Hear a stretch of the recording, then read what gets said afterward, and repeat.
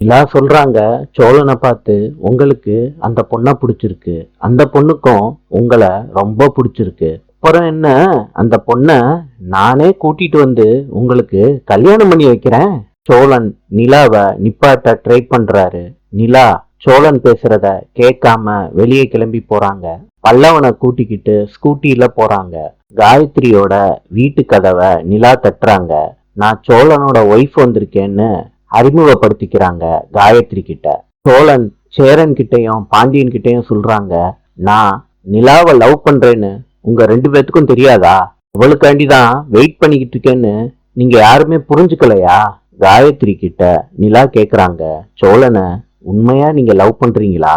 காயத்ரி சொல்றாங்க, ஆமா, அவரை கல்யாணம் பண்ணிக்கணும்னு ஆசைப்பட்டேன். காயத்ரி உணர்வு பூர்வமா நிலா கிட்ட பேசிக்கிட்டு இருக்காங்க. நாளை சந்திப்போம்.